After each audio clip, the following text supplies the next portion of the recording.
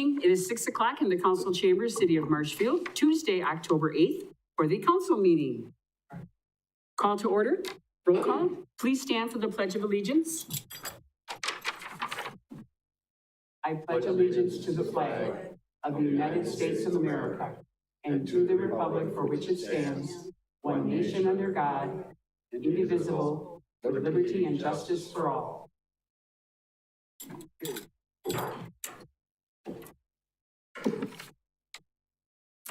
Identify possible conflicts of interest.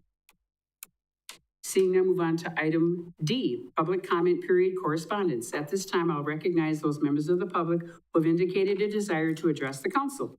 Upon recognition of me, persons may address the council first stating their name and address. The council may act on emergency matters introduced by members of the public. First is Dave Jordan. And Dave, you have 5 minutes from when you say your name and address and your address.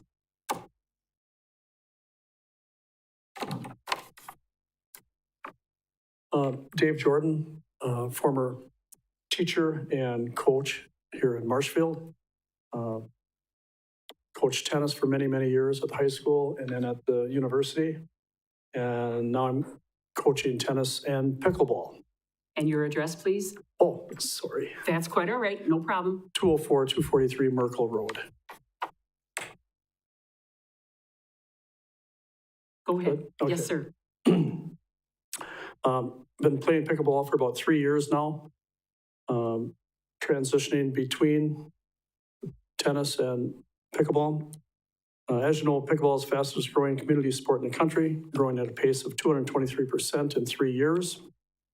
Marshfield pickleball has also grown and seen both indoor and outdoor court availability limited. We do have the courts. We started playing yesterday. Couldn't play too late though because we didn't have lights.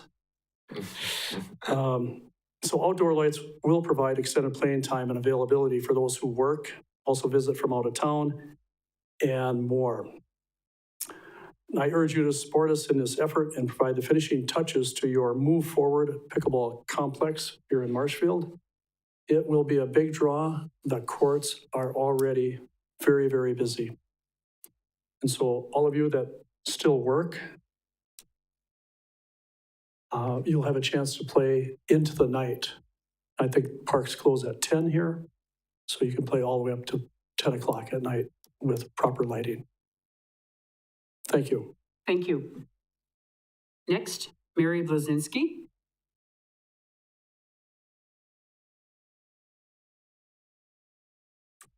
Hello, I'm Mary Blazinski, and my address is 811 South Drake, Marshfield. I'm also a pickleball player and enthusiast, and I'm here to ask you to support our lights for our new courts. Yes, we started playing on them yesterday, and they are awesome. So, as a donor to this project and a taxpayer, a lot of us volunteer for the Marshfield community, and I can honestly say that an investment in our community by supporting this request is also supporting our 590 pickleball members and enthusiasts like myself, who not only play pickleball, but they also volunteer in the community by helping with Rotary lights, packing and sorting food for the local pantry, and more. To say no to this very strong community group is sending the message that our city is not on board with the project that they own and will reap the rewards from. Please consider this important last stretch an important ask. Thank you. Thank you. Next, Pete Mansell. I'm a little prejudiced. Lois is my cousin. I'm sorry for that, Pete. And last time I was at a pickleball thing here, she came up, gave me a hug, and the rest of the pickleballers are going, what does he got to do with her? And your address, Pete? Anyhow, I'm Pete Mansell. I live at 10855 West 4th in Hewitt. And I'm up here because my wife conveniently forgot her glasses, so she couldn't come up and talk. So that's why I'm here. Anyhow, good job. if any of you guys haven't seen those courts, go look at them. They're spectacular. I mean, they are spectacular. The courts are almost complete, and I went and watched them play today. But with just a few minor items to be completed, some of the signs got to be completed and put up. But anyhow, the biggest eyesore of these beautiful courts is the huge safety issue, and that's the light bases located around the court complex. The round cement slab is about 4 inches off the ground, and 4 metal rods about 6 inches tall sticking out of them. And I was talking to some of the pickleballers today, and as a matter of fact, 2 people actually tripped over them. When they got gored, the hospital took care of them. I'm kidding, of course. But anyhow, about 8 to 12 of these are spaced around the entire complex. If I'm done, if they ever get done, and I'm sure they will soon, hopefully, now's the time to finish the job because the prices are probably not going to go down. So we don't want to sit for years with light bases undone and have this eyesore to tell the story that we're just not able to finish the project. So please throw it at the top of your agenda and let's get them done. Thanks. Thank you. Next, Bill Penker.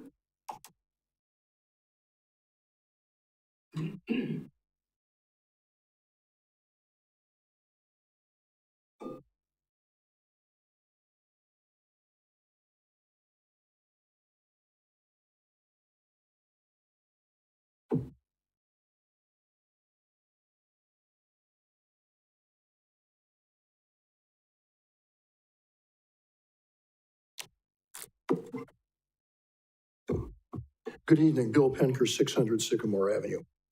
My comments are related to your recent discussion of the scope and definition of economic development. I have 6 concerns about your apparent approach to development in 2025 and beyond.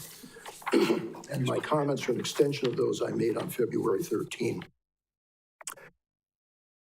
Concern number 1, there are 4 critical documents related to economic development.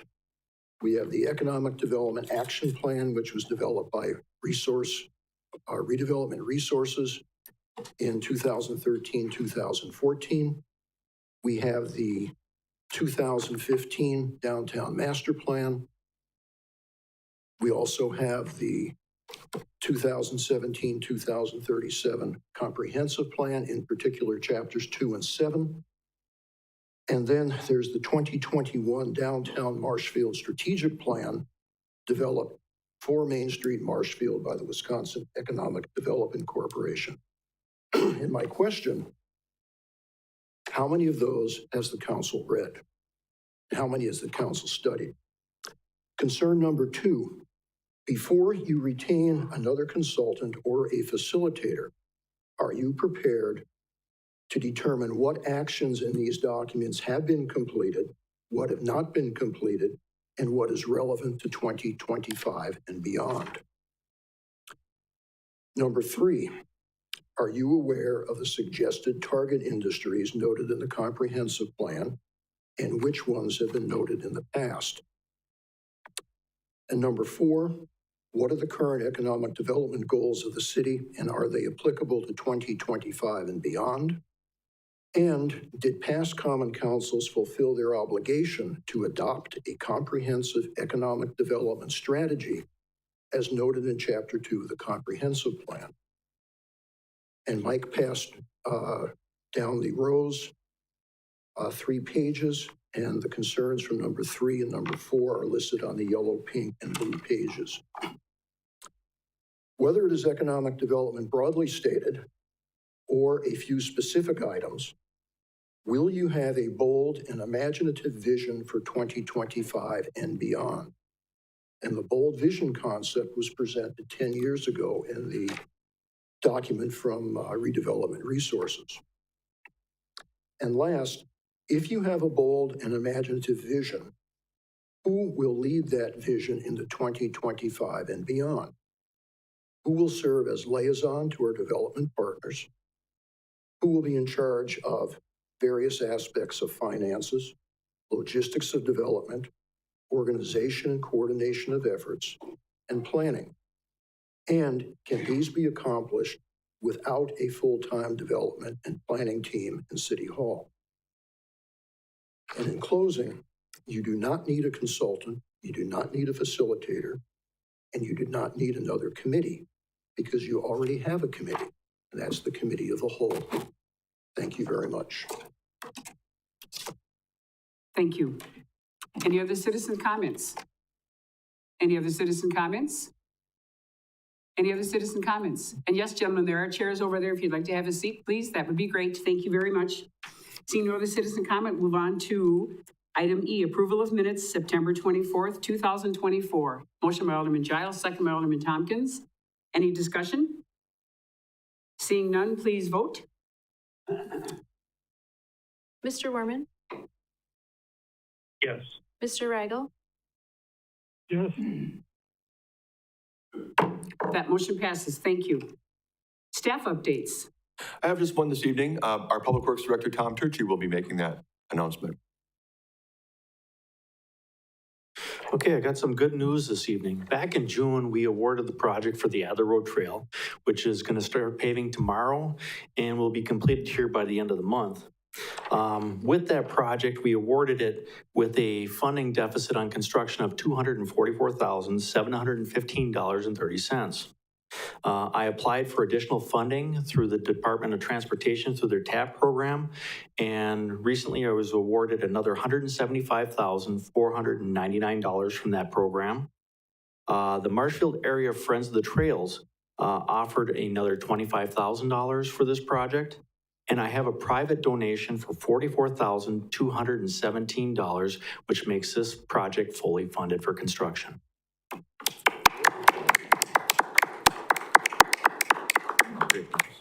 Thank you for that great report, Tom, and congratulations.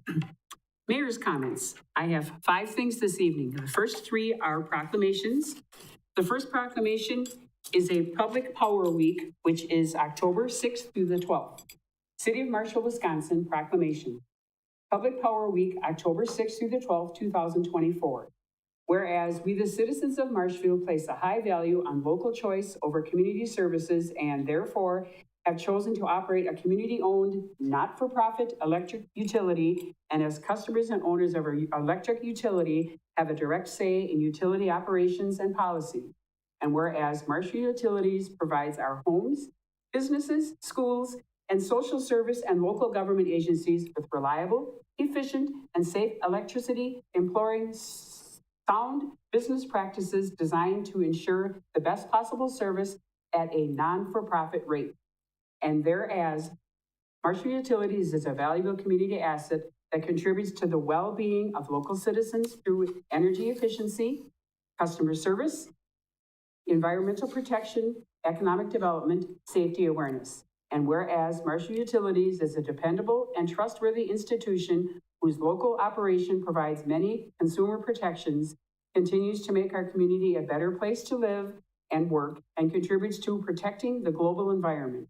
And now, therefore, be it resolved that Marshfield Utilities will continue to work to bring low-cost, safe, reliable, and sustainable electricity and other services to community homes and businesses, such as it has since 1904.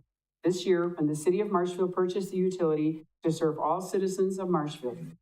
Be it therefore resolved that the week of October 6th through the 12th, 2024, be designated Public Power Week to recognize the immense sense of pride in Marshfield Utilities and their contributions to the community, and to educate customers, policymakers, and employees on the benefits of public power.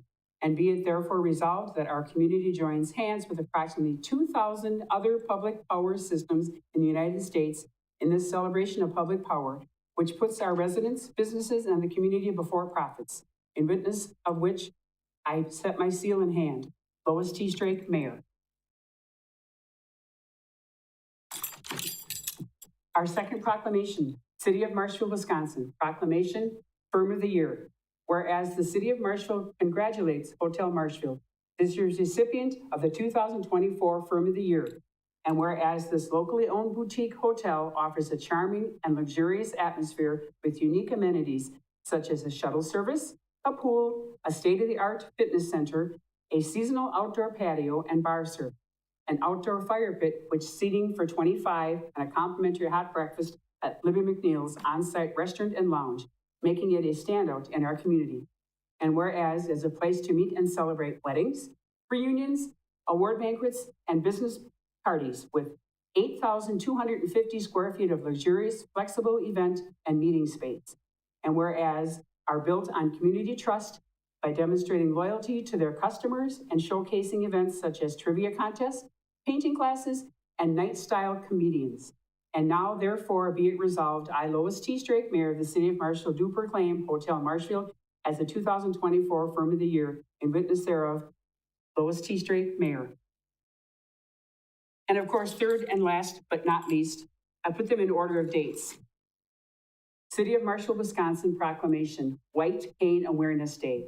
Whereas the white cane, which every blind citizen of Marshfield, Wisconsin has the right to carry, demonstrates and symbolizes the ability to achieve a full and independent life. And whereas the white cane, by allowing every blind person to move freely and safely from place to place, makes it possible for blind people to participate in and contribute to our society fully and to live the lives they want. And whereas October 15th of each year is National White Cane Safety Day. Since 1964, the day has promoted safe, welcoming communities for people with vision loss or blindness. And whereas each citizen should be aware that the law requires the motorists and cyclists exercise appropriate caution when approaching a blind person carrying a white cane. And whereas greater awareness of the white cane law leads to safer, more attentive driving in general, enhances the safety of all pedestrians, including children, elders, and people with disabilities. And now therefore be it resolved, I, Lois T. Strake, Mayor of the City of Marshfield, do at this moment proclaim October 15th as White Cane Awareness Day here in Marshfield, and do call upon our schools to offer full opportunities for training blind persons, upon employers and the public to utilize the ability skills of competent blind people, and to open new opportunities for the blind in our rapidly changing society. And upon all citizens to recognize the white cane as a tool of independence for blind pedestrians in our streets and highways. In witness thereof, Lois T. Strake, Mayor. Item number 4, in-person absentee voting hours. Tuesday, October 22nd through Saturday, November 2nd, 2024.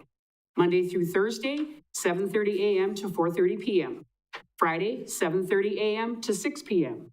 Saturday, 8 a.m. to noon. No voting will take place on Monday, November 4th. With any questions, please call the clerk's office, 715-486-2023. And I'll read this again at the next meeting, as the voting day does start the next day, but I want everybody to be aware with a 2-week window.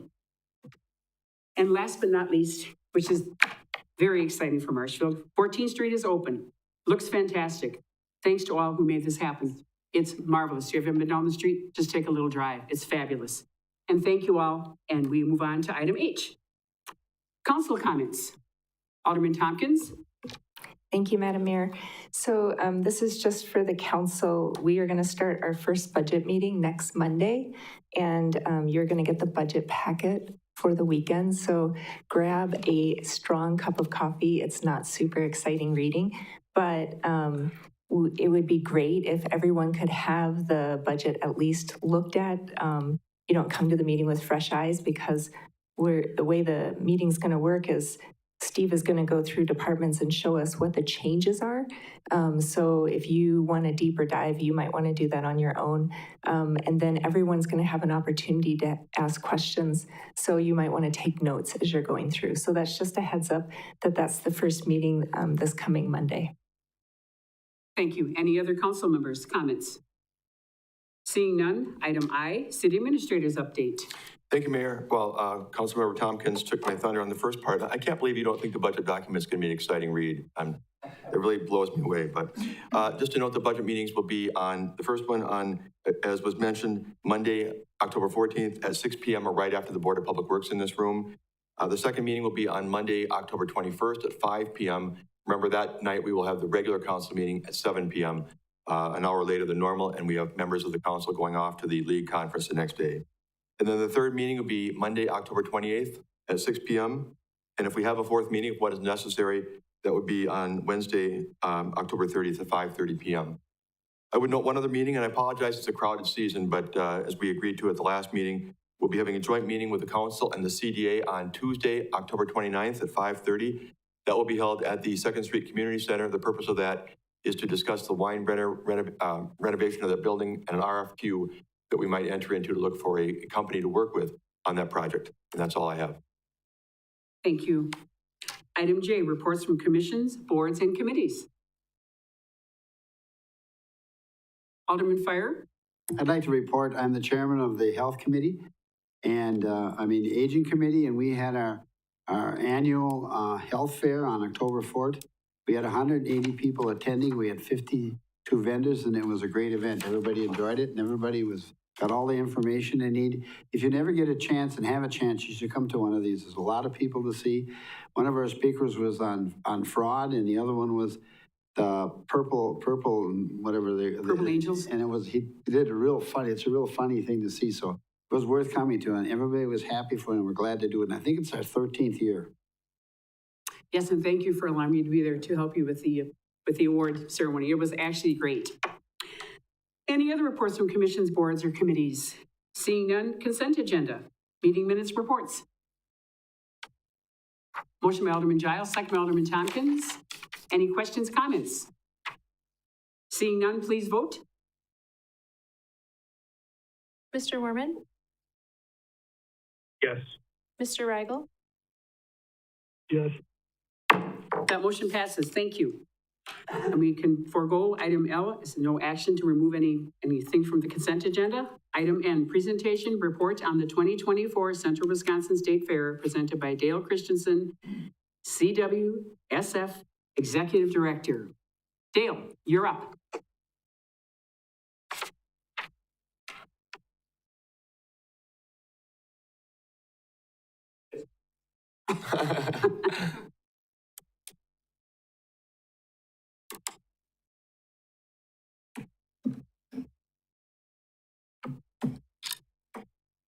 Get out my glasses so I don't get accused of moving them behind here. So first off, I'd like to say thank you to the council for the opportunity of being here this evening and be able to give you a presentation.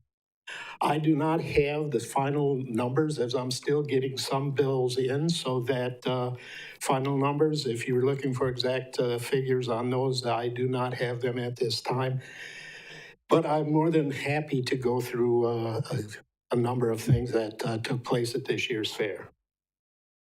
First off, I have to say we were blessed with a beautiful week, and the weather really plays a big tribute to how the success of the fair goes. We were blessed to have beautiful weather, and I want to say thank you to all of my staff, my sponsors, my vendors, exhibitors, and fairgoers for coming out and helping us enjoy the week.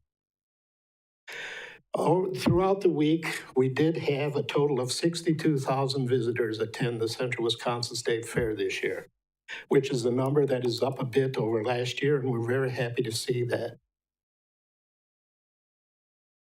I would also like to say thank you to Marshfield Fire Department, Police Department, Wood County Sheriff's Department, and the Wood County the dispatch center. They had a booth set up and had their trailer on the grounds and provided us services throughout the week. And I would like to say thank you to them. Our junior fair, when we get to talking about the junior fair, our 4-H kids, this year we had 1,090 exhibitors with 363 entries in the fair. Our open show, we had 525 exhibitors, 2,751 exhibits at this year's fair. Those numbers have all increased over last year. That brings us to a total of 1,611 exhibitors, 6,414 entries. Several of our entries were from out of state. We had an exhibitors here from Illinois and from Iowa. Our goat show has really grown and has brought people from out of state to visit the Central Wisconsin State Fair. Premiums, that's the awards are given to all exhibitors that exhibit at the fair this year. Our premium cost was $23,600. So there's a fair amount of money that we are paying out to go back to our exhibitors. We had over 30 food vendors for everyone to choose from this year. Revenue on our food vendors this year was up 2.5%. We had over 700 merchandise vendors, and a big thank you goes out to Chris Schmidt for heading up that side of the project. She does a fantastic job. We had a lot of positive feedback. We did do some changing in our contracts this last year, and a lot of vendors expressed the gratitude for us changing things. It seemed to take away from some of the discontent that we've been experiencing the last several years. Our carnival gross. Carnival gross was up over 2% this year. They did come in with a big new ride that a couple of my assistants in the office did get sick on. And at the end of this year's fair, we signed another 3-year contract with that carnival company, so they will be coming back to Marshfield for the next 3 years. Entertainment for 2024. The total cost of our entertainment budget this last year was $330,000. Grounds acts, that would be our pig racing with the Glass Academy, which was new this year. Several of those types of acts that we had, that was $30,500 for that. Our entertainment tent that provides entertainment throughout the day and throughout the week and the evenings, that was $31,100 for that. And our grandstand entertainment this last year came to a total of $270,000. I'm letting those numbers known because I keep hearing, well, why don't you get this one and why don't you get that one? And the cost of entertainment is going through the roof, and we're doing the best we can with what we've got to work with. And I think we had a pretty good lineup this last year. Wednesday, Dylan Scott. 4,500 people attended the Dylan Scott concert. The 800 VIPs that were down on trackside were all sold out. We made money on the Dylan Scott concert. Thursday night, Hairball. 3,000 people attended the Hairball concert. 550 of the VIP seats sold out on the track. That's up 290 on VIP attendance for Hairball. And that show made us a fair amount of money. Friday night on Daughtry, we had 4,000 people attended the Daughtry concert. 800 VIP tickets all sold out. We did quite well with that show also. Saturday, our bull ride, we had 1,500 people. That's up 200 over last year. And that show seemed to go well. Sunday, our demolition derby became our problem child of this year's fair. Every year we have something that flops. The demo derby is usually one that does well. We ended up changing promoters this year.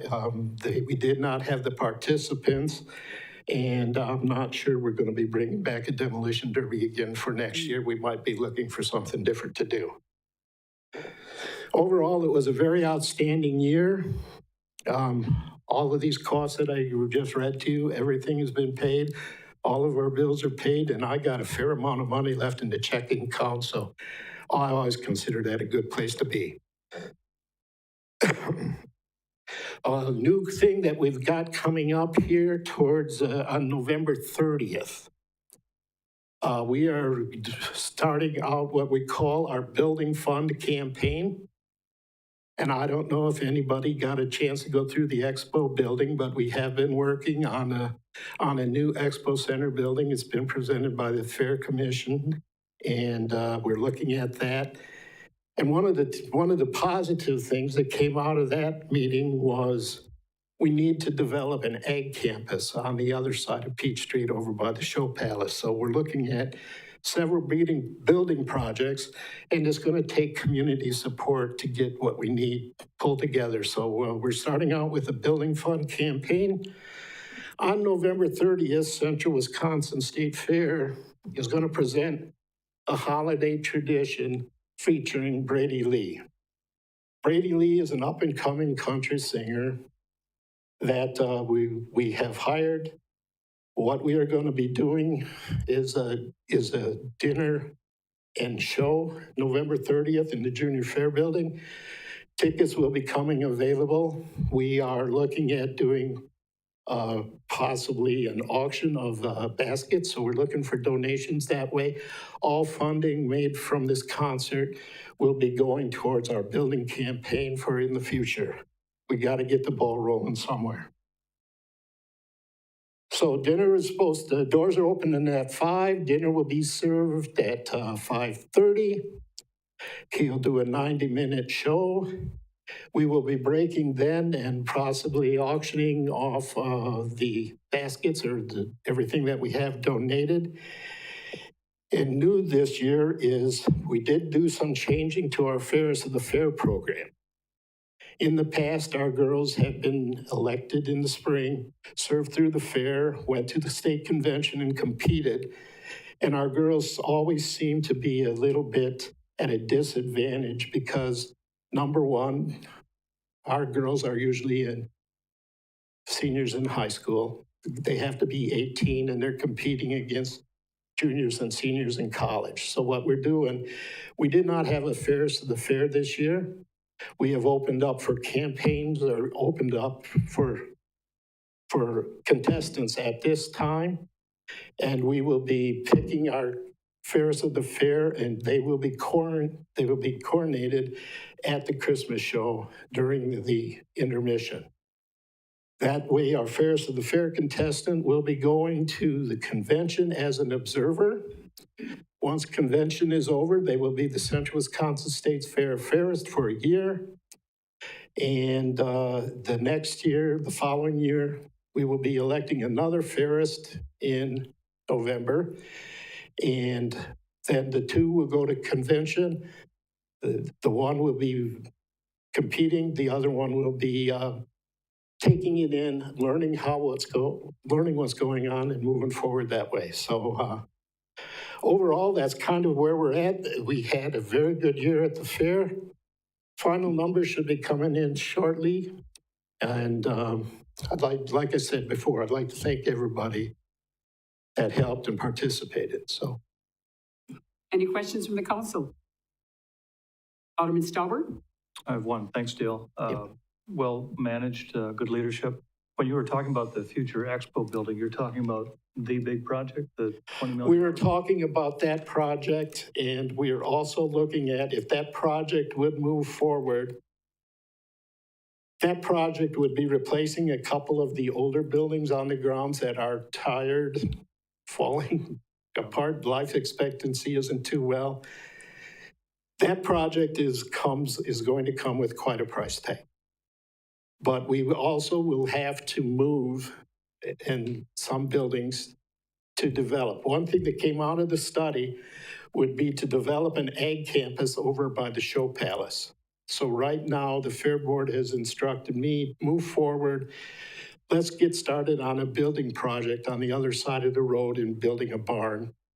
And that would start opening up the avenues for the new building.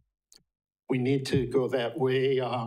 I've been saying the last several years, the tents that go up at fair time, those big tents that we house llamas, goats, everything over there during Fair Week, that's a $15,000 payment to rent those tents. That $15,000 could go to making a payment on a building, is the way we're looking at it.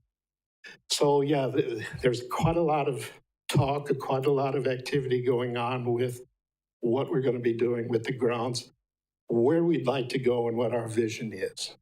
Okay, thank you. Any other comments, questions from the council?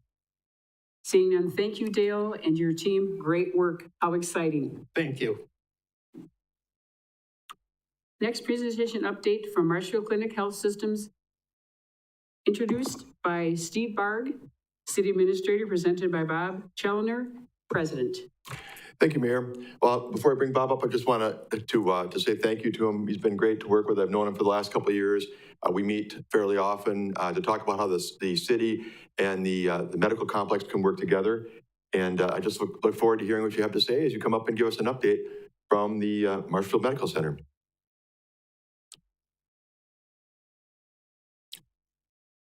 all you have to do is keep.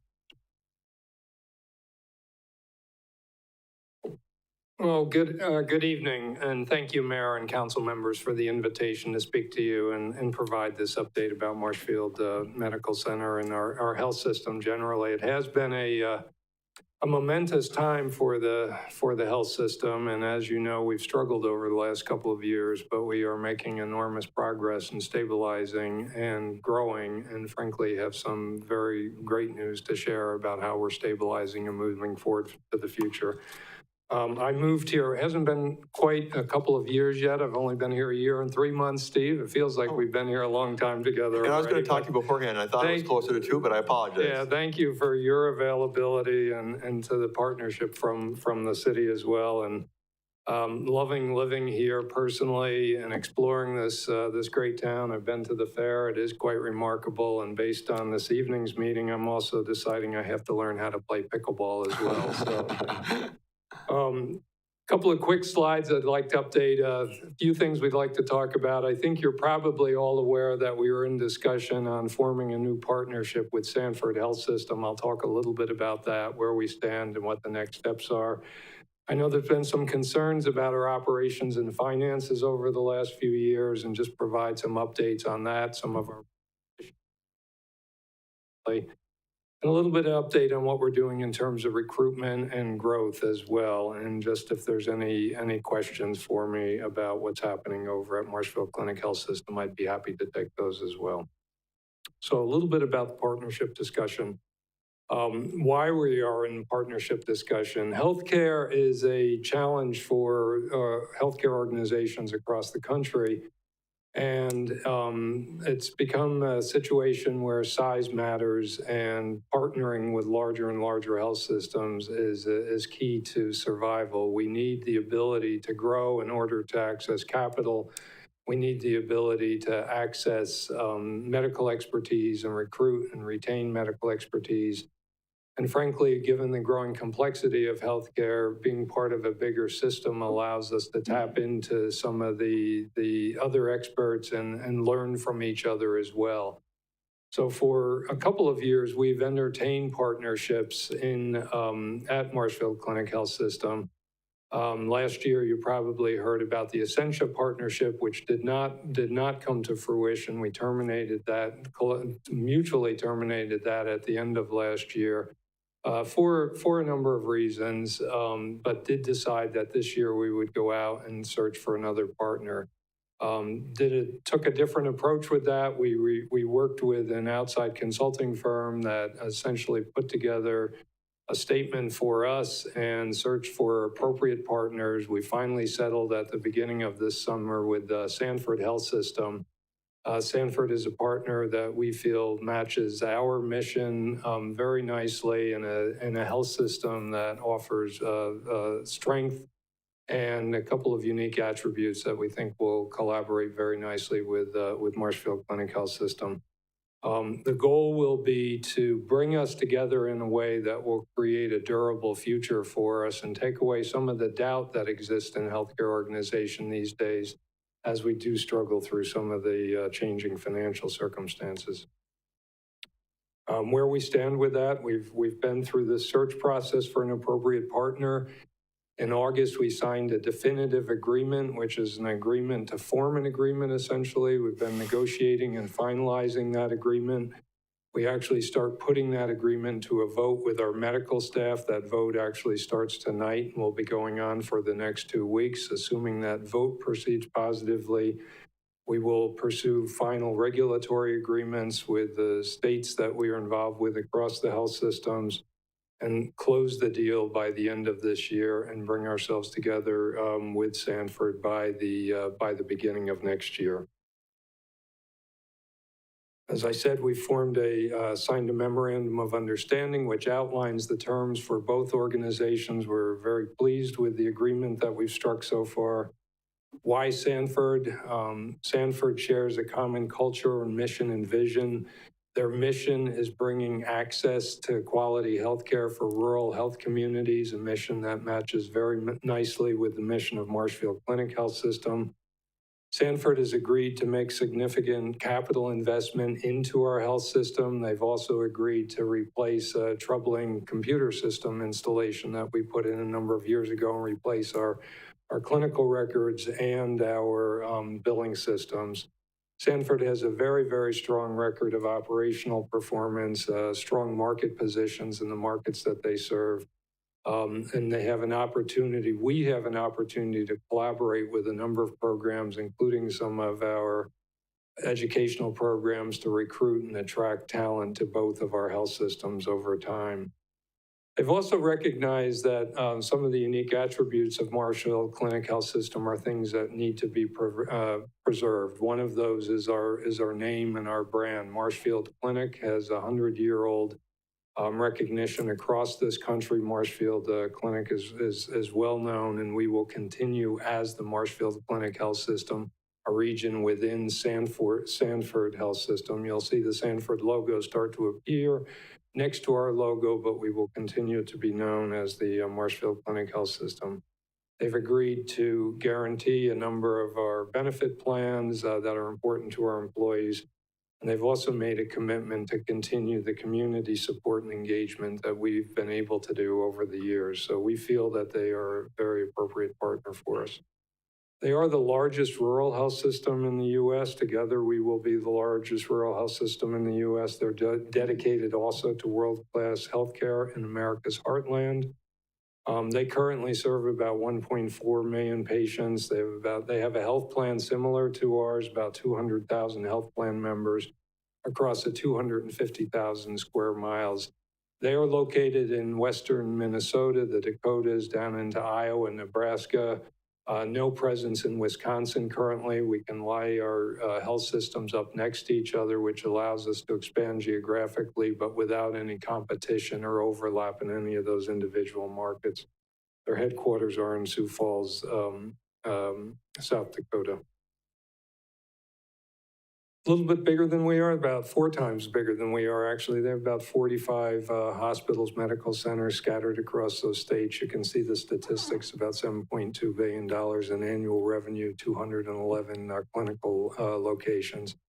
They also have a presence in senior care, senior living centers, nursing homes, and rehab centers, an area that we are currently not supporting in our health system, and in an area that we can see partnering with as our population ages and the need for post-acute care services continue to grow, an area that we can learn from. Larger medical staff, about twice as large as ours, and specialties in a number of areas. We currently employ about 10,000 employees. They employ about 42,000 employees. So between us, we'll be a very significant employers in our geographies. A little bit more about the statistics. I should just back up and mention they also have a health system or a health plan. We will continue with Security Health Plan, which has been a very significant venture for Marshfield Clinic Health System. We'll put the 2 plans together and expand and strengthen. They're also very proud of the research, and we will continue the Marshfield Clinic Institute as well. The 2 will collaborate on research projects. An interesting focus in both on rural medicine and the healthcare needs of rural communities. Upon the combination, which will happen early next year, no plans and changes for employees. Sometimes people worry as you bring together organizations, are we planning on laying off people or consolidating operations? That is absolutely not the case. We see this as an opportunity to stabilize and grow, and we'll continue to add and grow our employees. We will align our cultures. We do see expanded opportunities for our employees as we grow into a larger health system, and an opportunity to continue some of the professional growth and development. Both organizations are very focused on building the workforce of the future for healthcare. It's been a very challenging time since COVID, recruiting and retaining professionals and support staff across healthcare, especially as so many baby boomers are retiring out of healthcare. Both organizations have fairly robust residency programs, technical training programs, and we will be able to bring those together, collaborate, and create more job opportunities and more training for the youth in our communities to hopefully pursue careers in healthcare. So Sanford, we're very excited about it. We will be keeping the city posted on that. We do see this as an opportunity to take away some of the doubt that's existed for us over the last couple of years, stabilize our operation and continue to grow, which we would like to do. And we also feel it's important for this community to see us continue with our growth. A little bit about us, our financial update. Last 2 years were a very, very difficult time for Marshfield Clinic financially. You've probably heard the losses we had were extreme.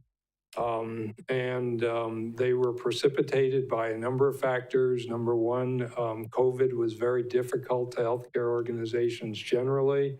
Some of the inflationary costs sparked by COVID did create real challenges for us. We saw problems as many people started to retire, raised our labor costs, which is a significant portion of our operating expense.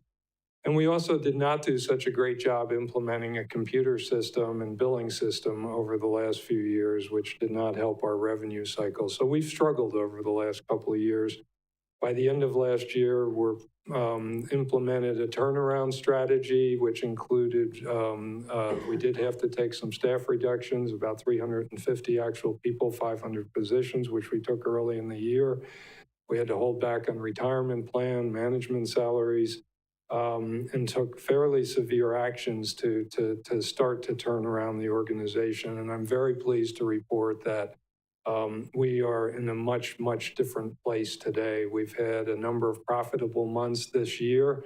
Our local medical center has been strong and profitable, and we've achieved results that are just about break even for this year. It's almost a $100 million turnaround from last year to this year.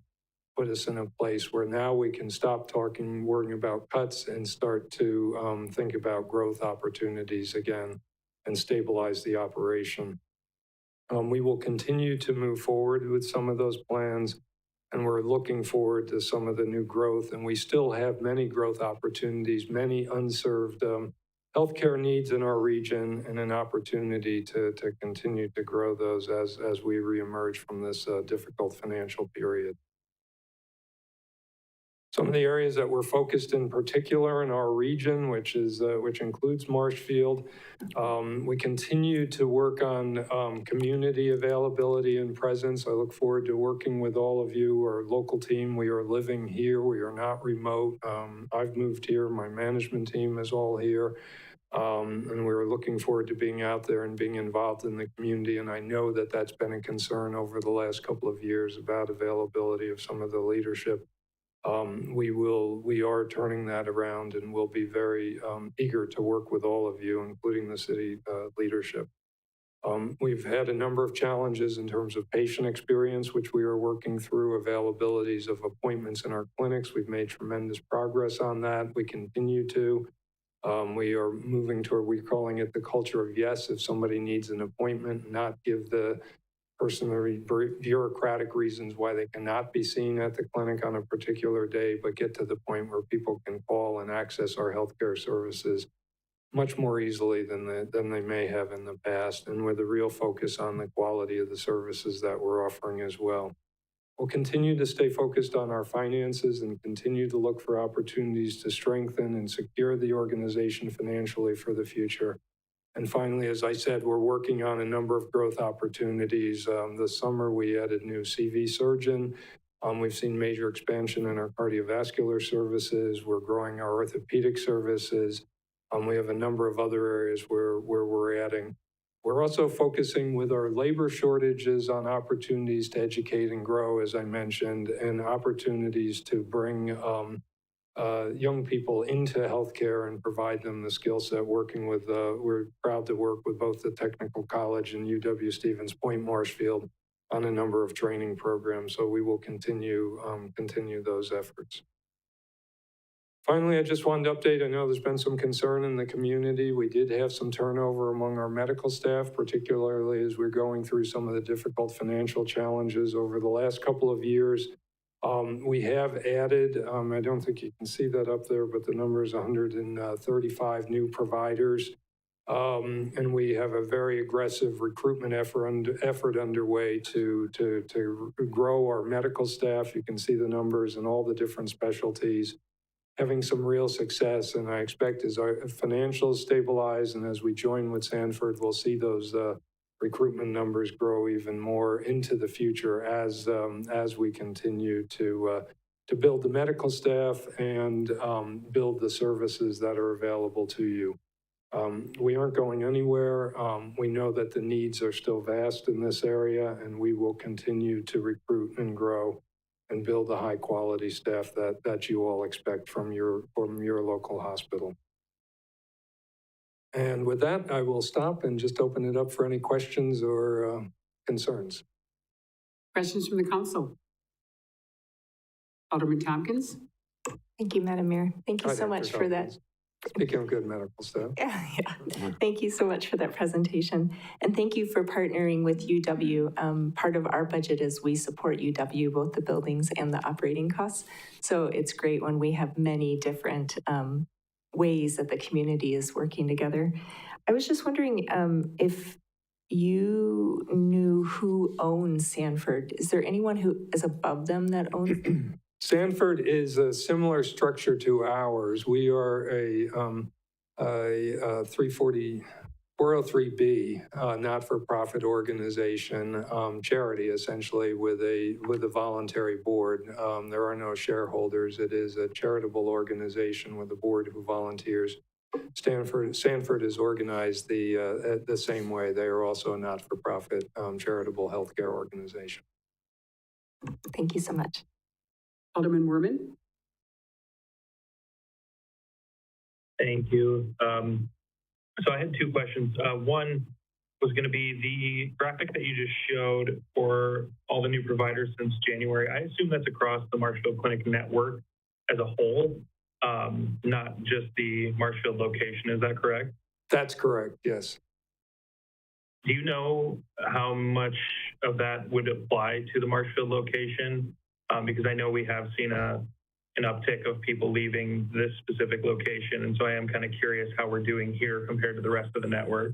We are doing well here. I'll get that through Administrator Barg. The majority of that is here for our local, and even some of the folks in other areas are rotating and supporting ours. We are net down compared to a couple of years ago. We're not quite where we were a couple of years ago in terms of growth, but we are continuing to add and expect that number will increase and have a lot of recruitments in the pipeline. But I don't want to speculate, but it's the majority of those are here, but we'll get you the exact number. Sounds good, thank you. And then the second question was, I know in the past when we've talked mergers, the concern has always been what will become of the Marshfield facility, because I know it's been like a trauma center and things like that has been brought up a lot. And the question that seemed to go around the community a lot is, they want to revamp this and make Wausau this or do this out here and, basically downgrade Marshfield. I know we're talking about growth here, but do you see potential plans that would change kind of how Marshfield is servicing this larger group? Simply because I think that drives the type of personnel that we bring into the city, without a lot of specialized physicians or things like that being required at this Marshfield facility. I think we'll see less people, being brought to the community. And so that's always been a concern, I think, when you think about that. So I'm just curious if there's any thoughts around the idea of what Marshfield's facility will be going into a merger this large. Good question, and thank you for raising that. Absolutely, Marshfield Medical Center will remain the tertiary hub for within the Sanford Health System. The Marshfield Clinic will be a region within the health system. Wisconsin, think of Wisconsin essentially as a region, and the absolute plans are for Marshfield Medical Center to be the tertiary hub, the referral center for the entire region. We're excited about that. We're also excited about the fact that Sanford is making significant plans to invest here locally. We have facilities that need upgrading, and we have significant opportunity here. So absolutely no plans to downgrade. Plans are to upgrade and continue to grow us as that tertiary hub. Thank Any you. other questions, comments? Seeing none, thank you, President Bob, and thank you for that dynamic report. My pleasure. Thank you all. Have a good evening. Thank you. Item O, request to approve budget resolution number 14-2024, relocating $12,500 from the Wenzel Plaza Family Restroom Project to the Brain Park Pickleball Project, presented by Jennifer Solinsky, Finance Director. Good evening. In 2023, the City of Marshfield submitted several requests for funding under the Wood County's Economic Development Grant Program for 2024. 2 requests were submitted by the Parks and Recreation Department and received funding. The first was towards the pickleball courts project of $25,000 and $12,500 for the Wenzel Family Plaza bathroom project. Since that project is under reevaluation, it's unlikely the city would spend that $12,500 in 2024. And as a result, we requested from Wood County that they reallocate those funds to the pickleball courts project. And Wood County did agree to do that. A budget resolution is required to move those funds into the pickleball project.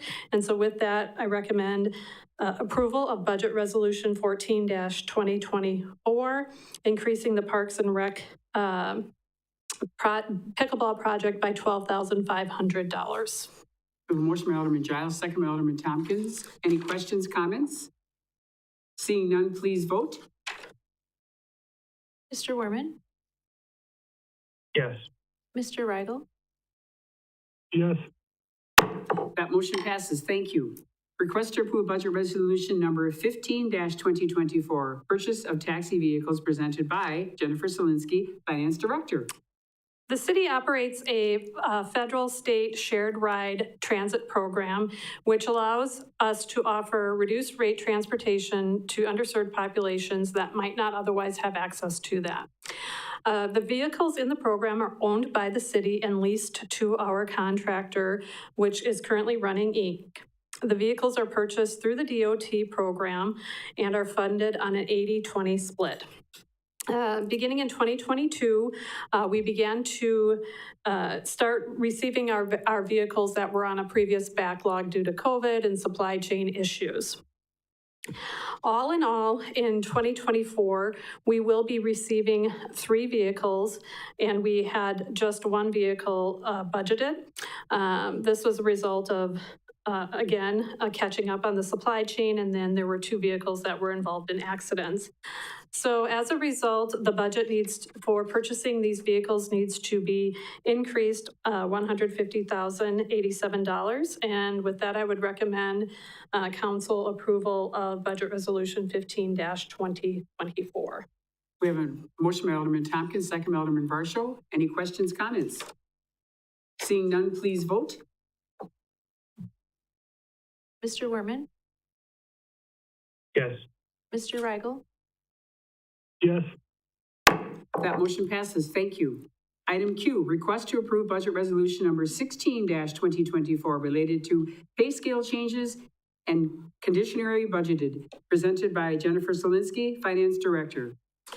During the 2024 budget process, the city set aside just under $70,500 in our contingency account to increase, for a potential increase in the non-represented employee pay scale. In June of 2024, council held a session in which 24-135, which was the new pay scale, was adopted and passed unanimously.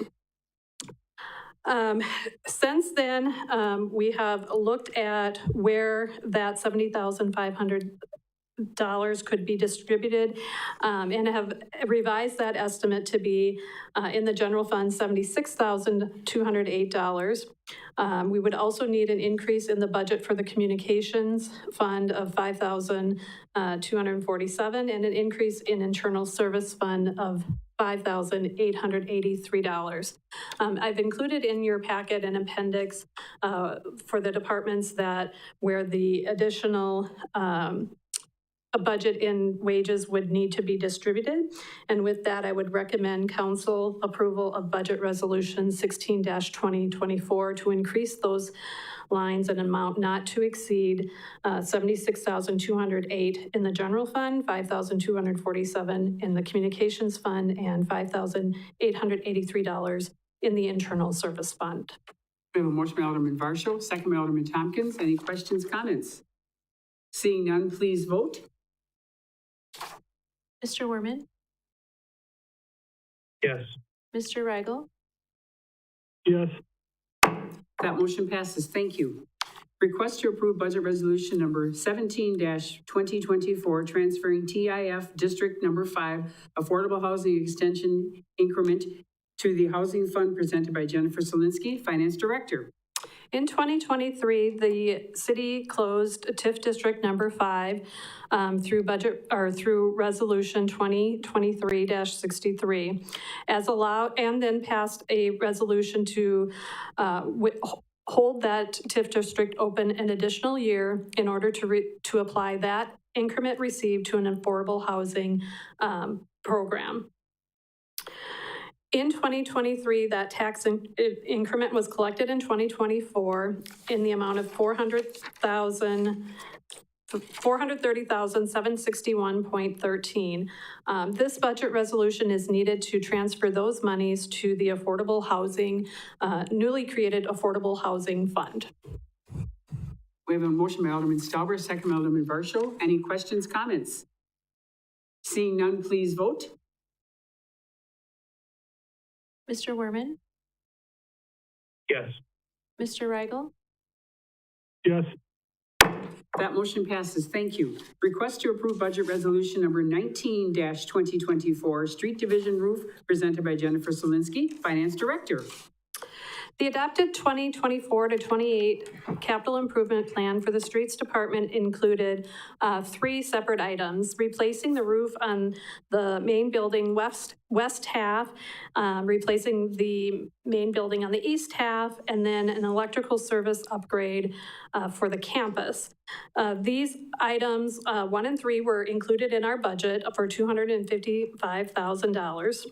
Upon further analysis and consultation with the city's electrical inspector, it was determined that the best course of action would be to postpone any electrical repairs until a master plan could be developed. And it was also determined that the city would be able to save money by completing the entire roof at one time. In May of 2024, I proposed a plan to utilize just shy of $189,500 of ARPA funds and $75,000 worth of debt that was initially intended for the electrical upgrade to replace the entire roof. The Public Works Department accepted a bid for $214,642, and that was accepted in June at June 25th by the Common Council. Additionally, in June of 2024, the roof-mounted air conditioning unit stopped working, and fortunately that timing coincided with the roof repair. At its July 15th, 2024 meeting, the Board of Public Works voted to accept a quote for the repair of that air conditioning in the amount of $10,940,000, which Council also approved. Budget Resolution 19-2024 is needed to reflect those activities in the ledger for the city. So with that, I would request council approval of budget resolution 19-2024. We have a motion by Alderman Tompkins, second by Alderman O'Reilly. Alderman Fire.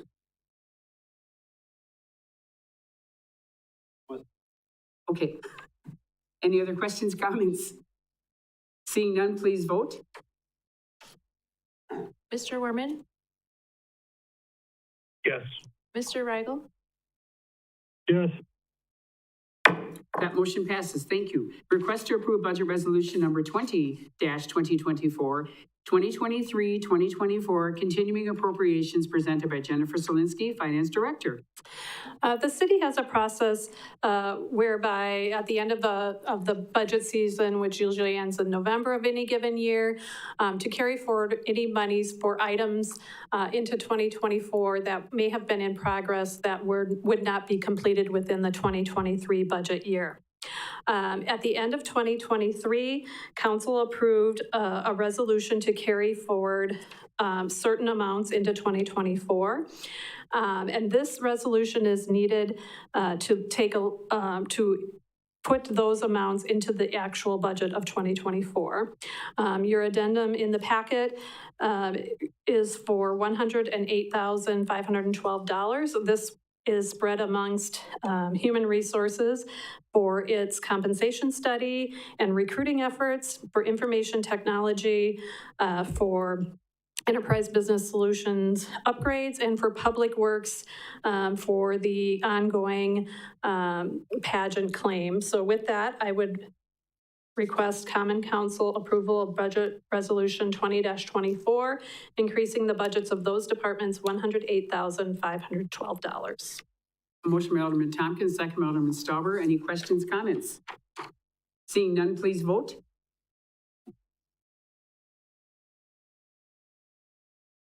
Mr. Werman? Yes. Mr. Rigel? Yes. That motion passes. Thank you. Item U, request to recommend council approval of the budget resolution number 21-2024, transferring $12,000 for consulting services for implementation, of the West 2nd Street redevelopment plan presented by Jennifer Solinsky, Finance Director.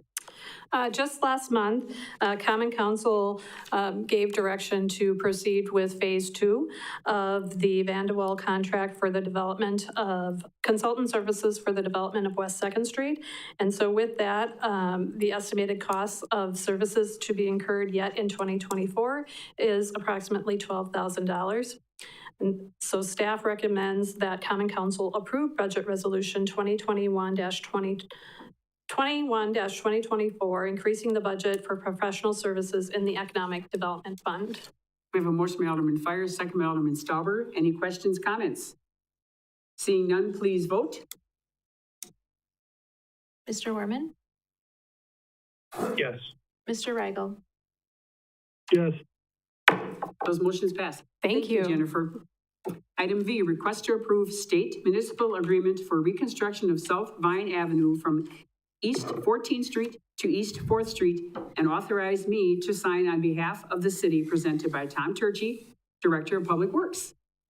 All right, in January of 2023, the city entered into a SMA with the Wisconsin DOT for South Vine Avenue from East 14th to East 4th Street. This project differs from previous projects the city has applied for through the SDP Urban Grant, where we also applied for 80% federal and 20% local funding for both design and construction. In the past, the city has funded 100% of the design process. Due to the federal funding for the design process, the city has to adhere to Wisconsin DOT standards for consultant services and securing consultant selection. The city reviewed 6 applications out of 21 that were mailed out, and we reviewed that with the design team of 2 members of the Board of Public Works and staff from the engineering division. We ultimately chose MSA as our design contractor, utilizing the quality-based selection process. The DOT has reviewed the scope and has negotiated a 3-party contract in which the city needs to sign the agreement for these services so the project can begin. The design services have come in slightly higher than the original application that was submitted nearly 3 years ago, and the city at that time did not plan for temporary easements necessary for the water and sewer work. The difference in costs will be shared between asphalt paving program and wastewater fees. I'd recommend approval of the enclosed SMA and allow the mayor to sign on behalf of the city. We have a motion by Alderman Fire, second by Alderman Varsho. Any questions, comments? Seeing none, please vote. Mr. Werman? Yes. Mr. Rigel? Yes. That motion passes. Thank you. Item W, request to approve 2025 contract for shared ride taxi service presented by Steve Barg, City Administrator. Thank you, Mayor.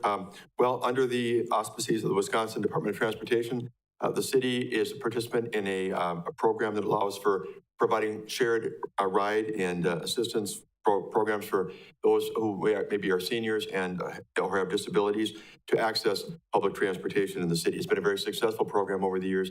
We're blessed to have it here in our community. In 2023, the city solicited bids for a 5-year period. And if you were here, you know how that worked.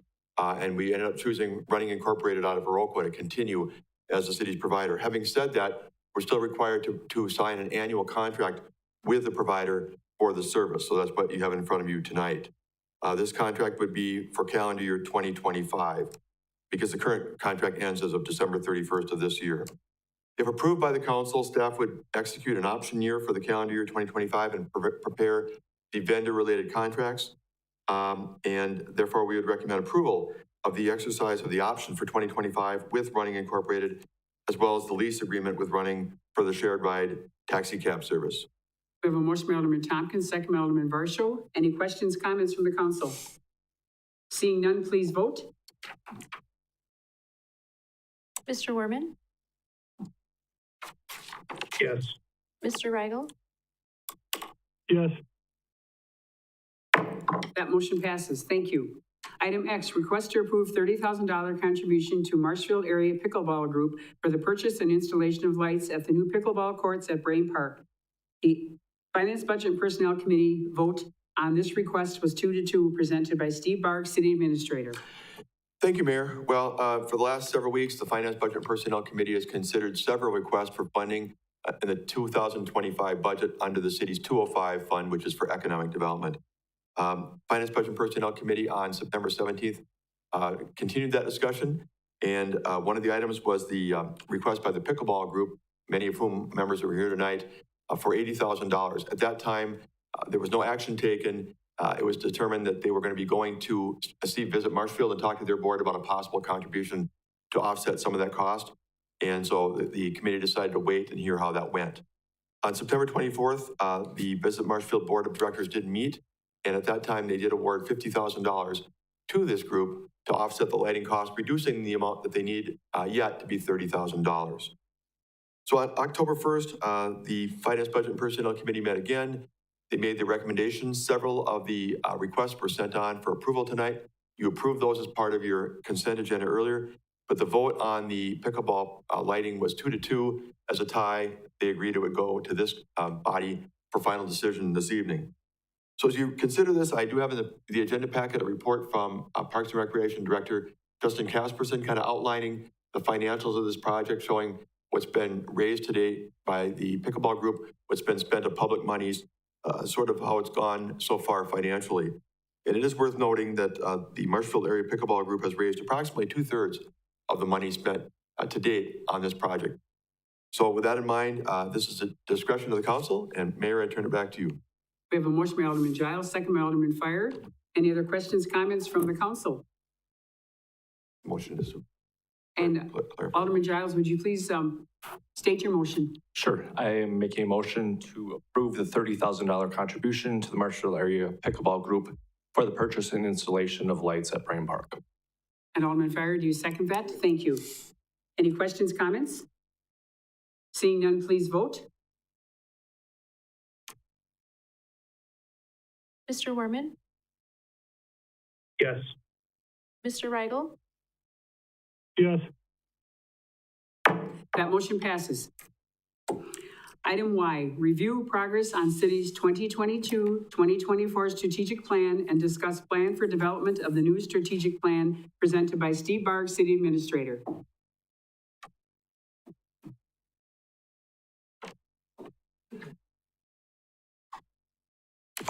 Thank you, Mayor. Well, the city of Marshfield has had a couple of strategic plans, maybe many before I showed up, but since I've been here, one 3-year plan that went from 2019 through 2021, and now we're completing the second plan that began in 2022 and will wrap up on December 31st of this year. My goal for this particular agenda item is to do two things. First of all, give you an update on how we've done in terms of achieving some of the goals that came out of that plan. And then secondarily, to look for direction and conversation from the council on where you want to take strategic planning. And you'll see why as I make some of the comments in my presentation that I think it would be wise for the council to weigh in on where they want to go for the next steps of planning in this community. And it is frozen. Well, there we go. Okay, as I mentioned, the first strategic plan was for 2019 through 21. Second one was for the last 3 years. This process has been largely staff-driven. What's happened both times is the staff worked to come up with some of the most important needs, the pressing projects, brought it forth to the council in the early fall of the year before. In this case, it would have been the fall of 2021, looking to see if the council liked the projects we're talking about, agreed with some of the goals that were contained. Some minor revisions were made. Ultimately, the plans were approved. The intent of what this was about was to establish a list of priority goals, which you'll find out a little bit later as we talk about. That's not really maybe a true strategic plan, which is a lot more than a list of goals. But that was our intent, is to categorize into certain areas what we wanted to achieve and what the most important items were. So the plan includes 7 functional areas, which you'll see in a minute, and a total of 22 goals, roughly 3 goals per functional area. Now, our success in the last 3 years has been hindered. I didn't put down the pandemic, but we were still kind of on the tail end of COVID-19 in the first part of the 3-year period. But certainly staffing shortages and some resource limitations were a concern in terms of trying to get some of these items taken care of. So I want to give you a progress update and then look to the future. The 5 functional areas, or 7 functional areas that we put this into are on the screen there. Administration, communications, economic development, financial management, human resources, infrastructure, and quality of life. There's nothing magical about these 7 areas, but we felt that kind of encapsulated some of the things we work on a regular basis and where some of the goals tended to lie. So what I'm going to do here is I'm going to go through the items that were on the list, and I've got some notes in front of me that I'll read off of beyond what you're seeing on the screen. But with each of these goals, you're going to see the ones that are highlighted in yellow are completed or substantially completed. The ones that are in blue, we've made progress on maybe to some degree, but haven't gotten to the finish line. In some cases, maybe even near it. The ones that are not highlighted, and there's only a couple of them, really we didn't make much progress on because, in fact, of some circumstances maybe beyond our control, or some things that because of lack of staffing and other things we just didn't get to. So first item category is administration. We had a big item, as you remember, to get that property revaluation done. And our company Ford Appraisal did that in 2023. We got a revaluation of the entire city done, was completed in the summer of last year, and all the adjustments were made on assessed values, commercial, industrial, residential, and all that. So this year's tax rate and everything reflected the changes in property values.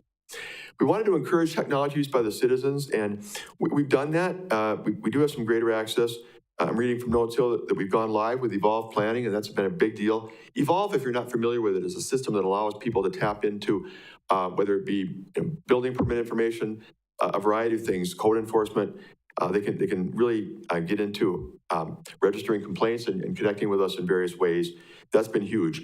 We also have a system that the municipal court uses that allows customers to pay for citations online, which is great. And that's a good way of going to help them connect online and not have to come to City Hall.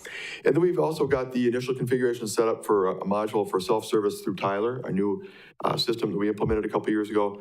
And that will allow customers to pay many bills online when we get to that point, and that'll be great too. Our goal isn't that we don't want people to come to City Hall, but we do want people in the busy world to be able to do as much business as they possibly can from their homes, because again, they maybe are not available during the day and have limited time to come down here. We'd want to get to orientation and training for council members and committee members. Didn't really make a lot of inroads in that area. Did make an effort to try and let people know what our committees are about, for example, and get some information out. And Councilmember Tompkins and Stauber have met with us about how to try and get more information out about what a council member does, what they can expect if they join this body. So we'll work on that as we get into early 2025. And then increased cooperation with other organizations. I hope to have meetings of our body, the council, with other groups, whether it be the the Mackey Board of Directors or the school board. We never got to that level, but I've tried hard behind the scenes to make connections more as I can with the leaders of those groups and to be in touch with what they're doing and vice versa. So there's been a little bit of inroad made there. Communications, increase the two-way communication with our residents. We've made some progress there as well. I've got some notes here from our communications director, Tom Laux. Online city newsletter that's reaching more than 3,000 citizens. That's pretty cool. He's done a great job on that. A mobile app with instant notifications and quick links. Online notifications, social media, Facebook pages. He's done a great job with that. The number of people who are in on that are over 300% growth. So they're getting information from us that way. Short form videos, any number of things. I won't go through it all. Identify stakeholders who use community TV and try to connect with them. Marshfield Broadcasting, which is part of what Tom and his team do, but not, I mean, it's separate from the city government part. They've grown and reached a lot more viewers, more offsite programming live, more volunteers brought into the program to be part of doing the Marshfield Broadcasting broadcast. That's been great. The one area I just put down as a highlight, enhanced funding for communications department. That's going to be an issue because if you look forward to the future, the money we've used to run the communications department has been historically entirely franchise fees that we get from Charter Communication. Now, if you realize that they were 5% once, state law changed and they went down to 4%, but the state agreed to make us whole. So it's roughly $250,000 we get every year. Now we get about $200,000 from Charter, and the other $50,000 is made up by the state. That's their offset. We can only hope that the state continues that offset in the future, keeps that commitment. But even so, I mean, if these numbers don't go up, we're going to see our costs increasing from inflation.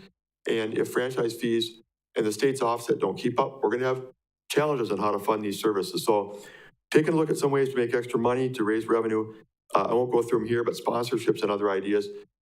We'll keep working at that as we go along.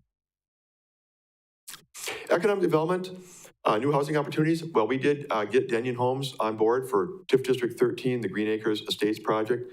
They've already got, I understand, at least 6 foundations in the ground now. They're rolling right along. Those are fairly moderately priced homes, all things considered. That's exciting.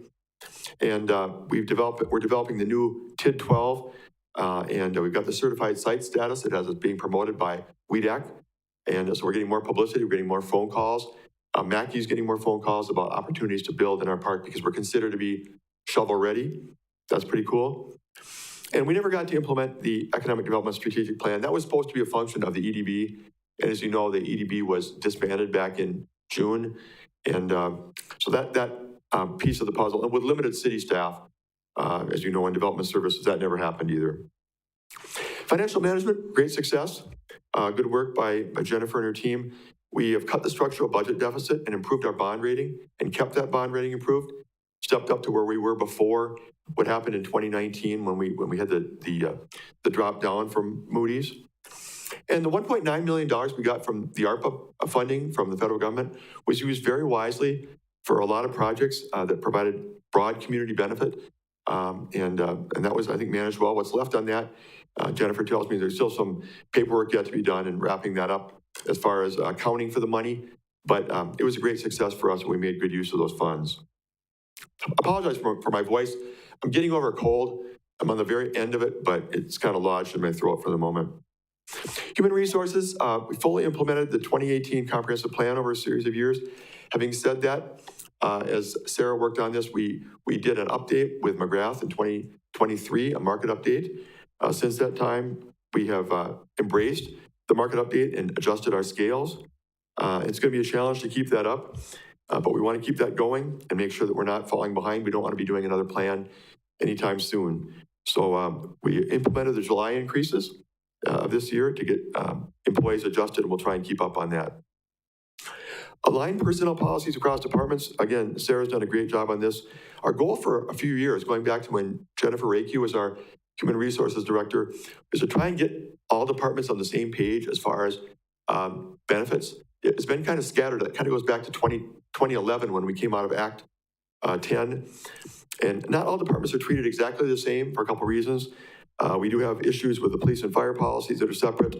I think library might have some separate policies, but we've been trying to get everything equated as best we can, and Sarah's been working really hard on that to get that all to the finish line. And then performance management, a new form has been created, a much better form for doing our annual performance reviews, a lot simpler, trying to get really to the heart of goals. What are goals, and are we making progress toward those instead of a big, long checklist of, yep, check the box, giving people just average or above average. And getting some feedback on that, we'll try to keep working it to improve it. We're gonna have a mid-year review coming up soon as part of that process. Infrastructure, I think we're all happy to see East 17th Street completed between Maple and Peach. Tom, good work by you and everybody in the Public Works and Engineering side to get that one finished.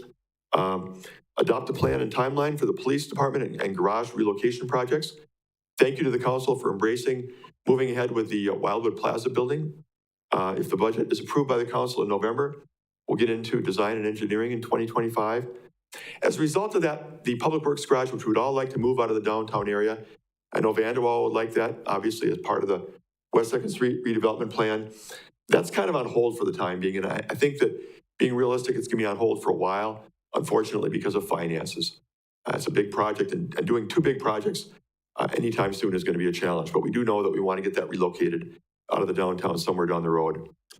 And then tying street and sewer work to Marshfield Utilities lead service replacements. Been working on that, that's an ongoing battle, but we've made some headway on that, and we'll keep communicating and cooperating with them to do that as best possible. And then finally, quality of life.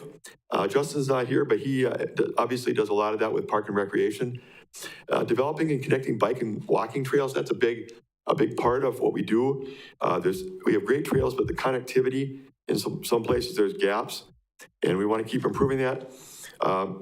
Justin noted that we have secured grants to help with funding, and we've gotten some bids and contracts approved, and starting in the fall of 2024, which is now, we're working on making some of those ties. Implement Emerald Ash Borer response plan and develop the plan for Emerald Ash Borer removal in Brain Park. 2 years of schedule has been completed. We've removed 1,200 ash trees as a result, planted 420 new Arbor Day trees. Big celebration with Grant Elementary. Mayor, thanks for being part of those activities. So that's going forward. Develop a plan to replace the amenities in Brain Park. It's a 5-year plan, so it's not a one-time thing. But over a five-year program, we're trying to get rid of some of the problems and get softball field upgraded, the parking lot, pickleball course, obviously, and some of these things. And we're working on the funding. Thanks again to the pickleball folks who I don't see now, but we really are indebted to them for raising over $400,000 toward that project. And then finally, you may recall a couple years ago, we had a problem where people felt like they didn't know that they were supposed to remove some of their personal items from the cemetery. Been working hard since that, thanks to Tom Logs for being part of that with publicity. He's done a great job, and to Justin and his team, gotten the word out a lot better in the last couple of years to people, notifying of the deadline to remove some of those personal things that they put by gravestones and do the cleanup. That's gone a lot better with the PR that we put out there, and it's been very successful ever since. So next, I just want to bring your attention to where do we take this? Okay, that's the main reason. I wanted to tell you what we've done. You're like, Steve, that's good, nice work, but there's a lot to do. There is. Lately, our conversations here at council have been a lot about priorities. Limited resources, how do we use them? What's the big objective? What's a 30,000-foot level for the city? Where do we want to take it? You folks were elected to be higher level visionaries. I mean, what do you want the community to be in 5 years or 10 years? We don't often get to that in these meetings. We have a desire at staff level, and I think you do too, to take strategic planning to the next level. The process should be deeper and more council-driven so that there's full buy-in, as opposed to staff-driven, which have brought about some goals, but maybe haven't led us on a bigger course to chart.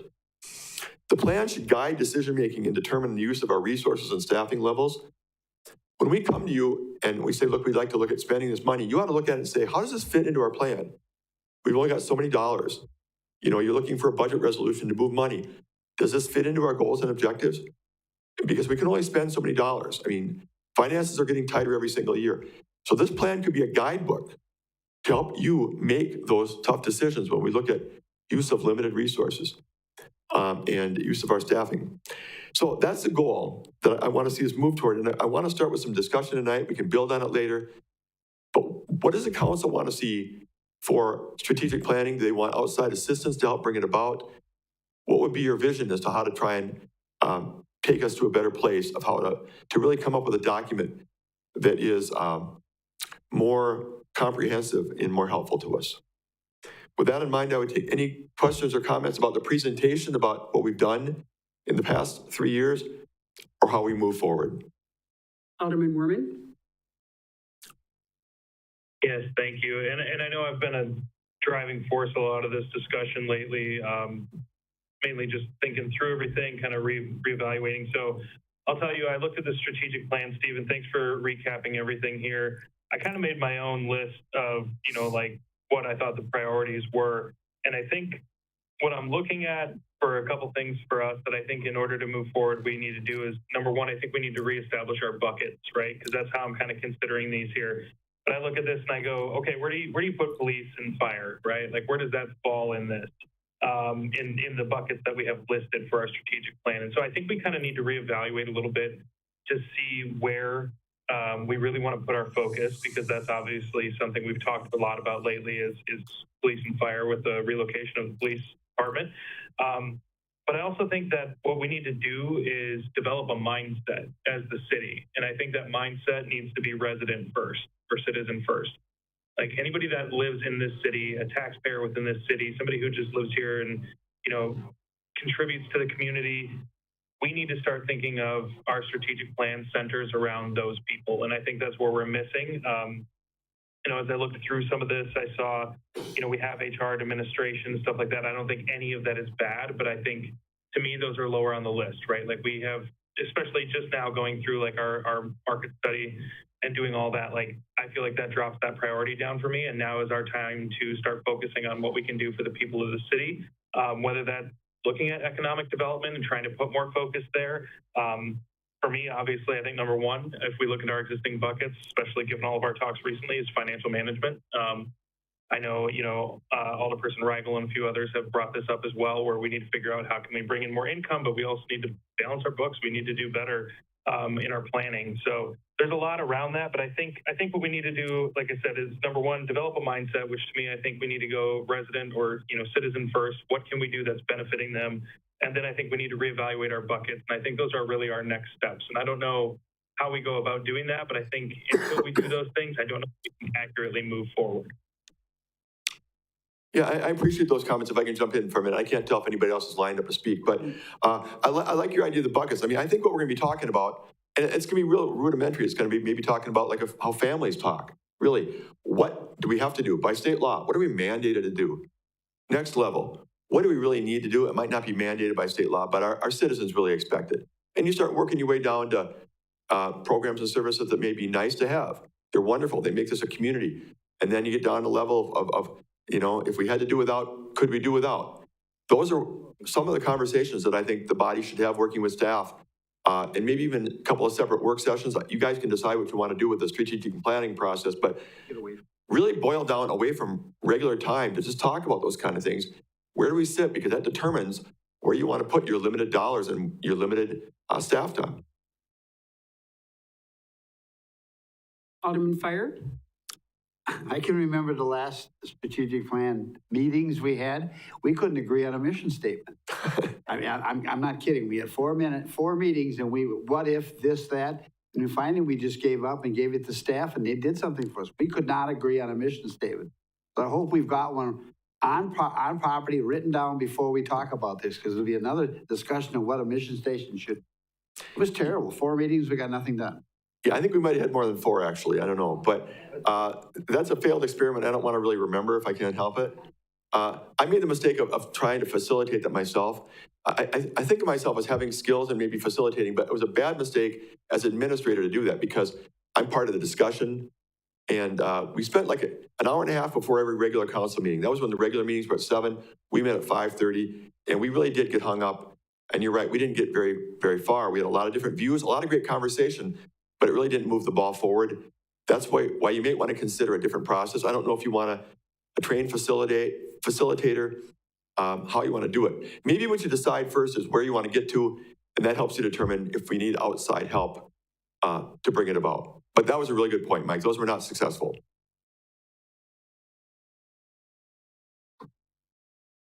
Any other questions, comments from the council? Alderman Stauber? Thank you, Mayor. I felt pretty strongly about this topic, and I did not ask the public comments to be made, but the reasons for not having a facilitator or, and I prefer to use the term facilitator over a consultant, because they would facilitate getting information from us. They're going to extract it from us if they're good. Not necessarily tell us what to do, but extract from us what we think we should do. But the papers overhand are out were all the reasons that we should proceed with having someone help us through the process. And I liked your comments, Steve. You should be commended for the work that's been done. But expecting you to facilitate, or me or anyone else to facilitate, probably is, we've got skin in the game. We need somebody with fresh eyes to come in and really make us work for it. And I think that work would be mentally draining. At the end of the day, we'd leave here, we'd be exhausted, but we'd feel a sense of accomplishment. And I say at the end of a day, because I think we probably could do it in a day. But thinking back, years ago, we didn't know what our mission was. We sounds like we still don't. For a time there, and I'm thinking back to, the late 90s, early 2000s, we thought that connecting to healthcare would be a good fit. On Mr. Panker's list, he has healthcare research, all kinds of things. Didn't list sport complexes, but that's an example. If you had a strategic plan or a roadmap, it would reside on our laptops or reside on our desk if you like hard copies. And like you said, we'd pick it up and say, does this fit our strategic plan? Yes or no? And if it doesn't, it's much easier for us to govern, I guess. And if we see repeat opportunities that don't fit our plan, that's maybe an opportunity for us to revisit our plan. Do we need to tweak our plan? Because we're hearing demand for things that, maybe in other communities that we're not doing here. So we really don't have a focus, and it's not a bad thing. It's just state of reality. And all these documents that Mr. Panker researched and listed, they're quite dated. And a new member of the council, maybe Derek or others can speak to this, but when you join, it's like drinking from a fire hose. You've got a lot coming at you: parliamentary procedure, committee work, and just getting a feel for how this body works. And let alone expected to read all these old documents from 1990, 2017. But what it did emphasize for me is the need to network. So we're going to, I like Derek's comment about, have a focus on the citizens. I would push that a little bit further. Maybe not necessarily, citizens of Marshfield corporate boundaries, but maybe outlying communities included, and people might want to draw into Marshfield, right? Because if we're just going to take care of the people that are in Marshfield, we'll never really have the vision to grow and try to attract people in. So I think that should be incorporated with his idea of, citizen first, maybe citizen proper and citizen potential and neighboring citizens or whatever. So it has a lot of potential. And the big question is how. I'm surprised that you were able to accomplish what you did. I was going to ask how you did it, and I think you kind of indicated how that happened. Mike said that, past attempts at coming up with a mission statement were just this body maybe setting aside time before a meeting. And truth be told, a lot of times, we're scrambling to get to the meeting, and maybe we don't have the prep work done. And I think a dedicated session, and again, I'm confident that it would be one session, one skilled facilitator with his or her own support team. They can look at these old documents if they'd like to, find out what other communities are doing, find out what Wood County's doing, what Marathon County's doing, and just drive that meeting hard.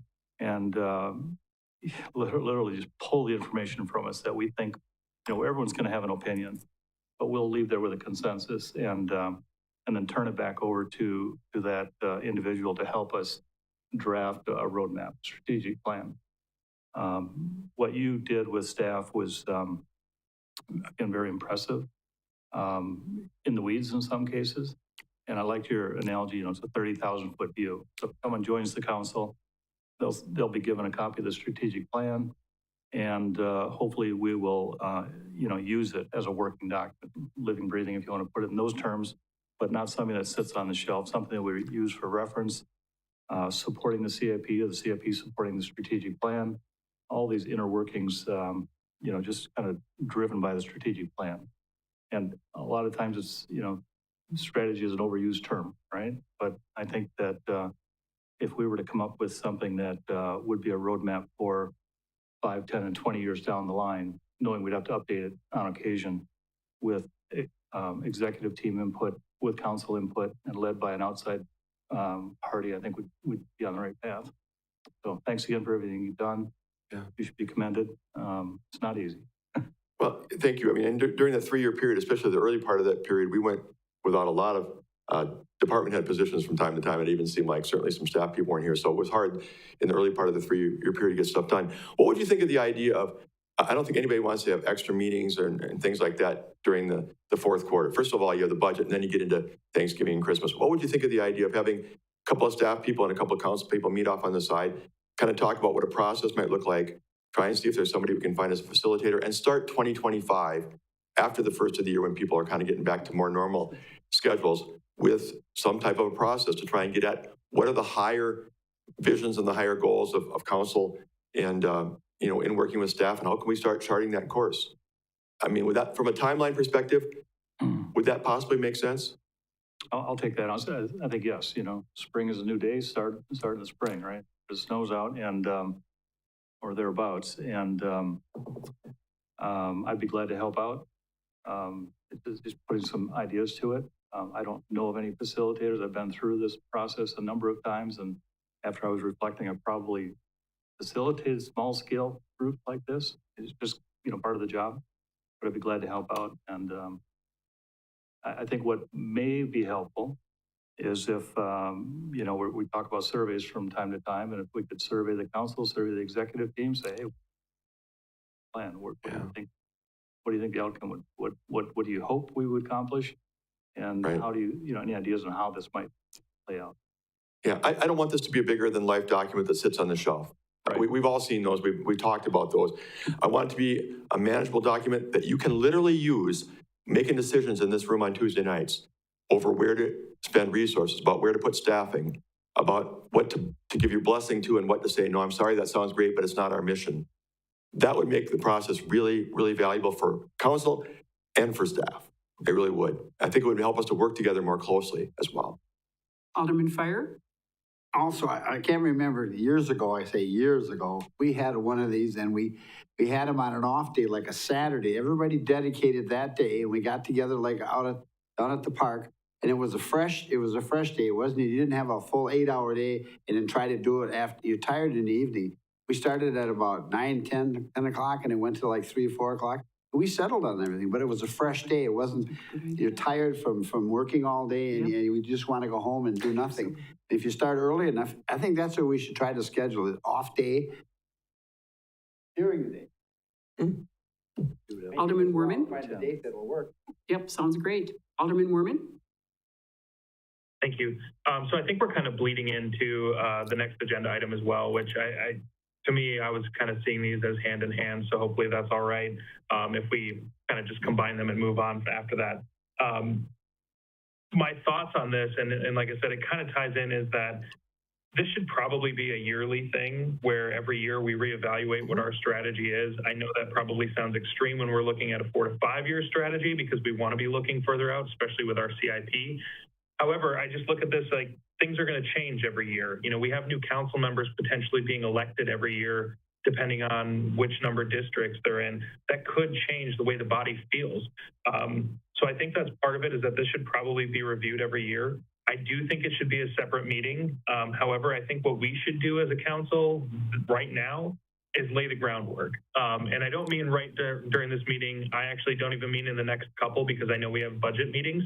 I would say once we're finished with the budget, so come November, December timeframe, we should do ourselves the favor of setting aside a meeting and developing the bucket. And then what I would do in order to avoid the situation that Mr. Fire is talking about exactly is, instead of getting together in a meeting and having everybody say, well, no, my priorities are this, my priorities are this, and getting nowhere, you should have some common ground where you maybe put out a survey to the council, to the city separately, and find out what people genuinely believe in without talking to each other about it. Like, I'll just fill it out. My priorities from 1 through 10 are this.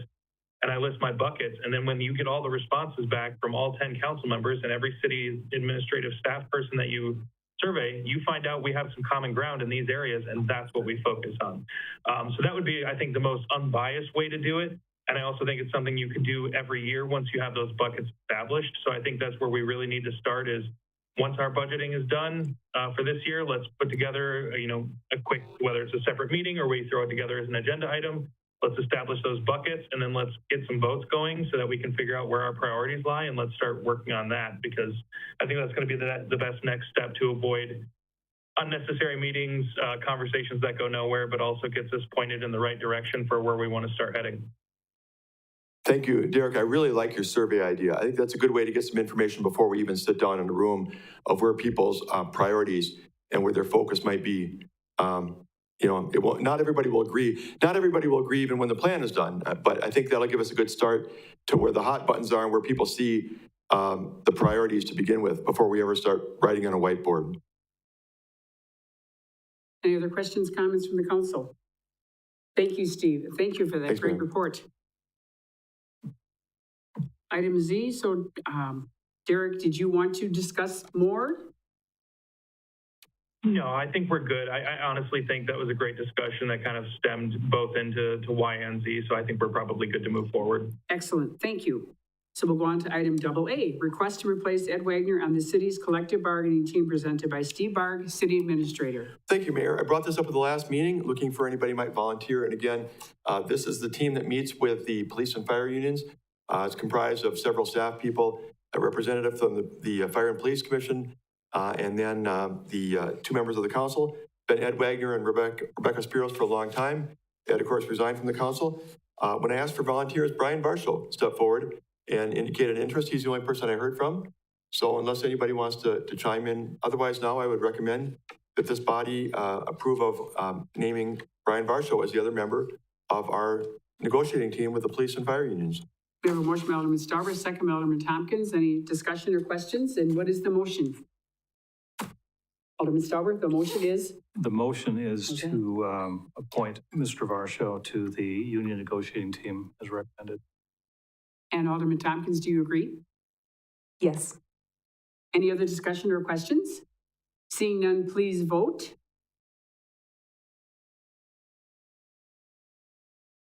Mr. Werman?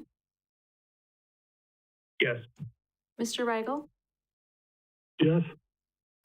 That motion passes. Thank you, Alderman Varsho, for stepping up, and thank you, Council, for voting him in.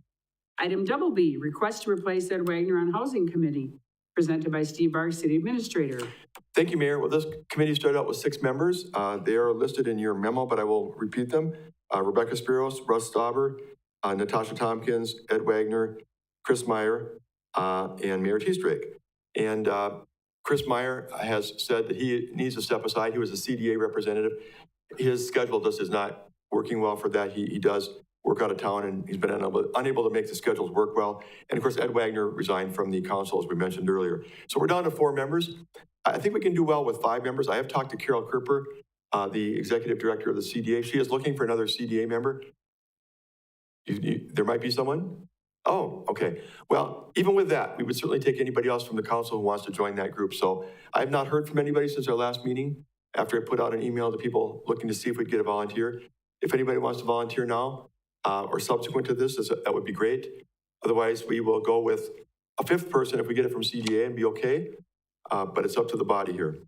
The motion by Alderman Tompkins, second Alderman Varsho, Alderman Fire. Originally, I was going to get on this committee, and then Chris decided that he would like to serve, so I stepped with the original. I was the one, and I said, yes. And then Chris found out that it doesn't go to work out from him working in Eau Claire and having to come here, so that's the reason why he's getting on. So I would be willing to go back on it. Great, thank you, Alderman Fire. I'd go back.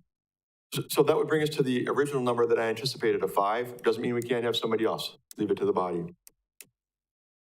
So Alderman Tompkins, your motion is? Well, my motion was to appoint Mr. Fire to the committee. And second, Alderman Varsho. Any other discussion or questions? Seeing none, please vote. Mr. Werman? Yes. Mr. Rigel?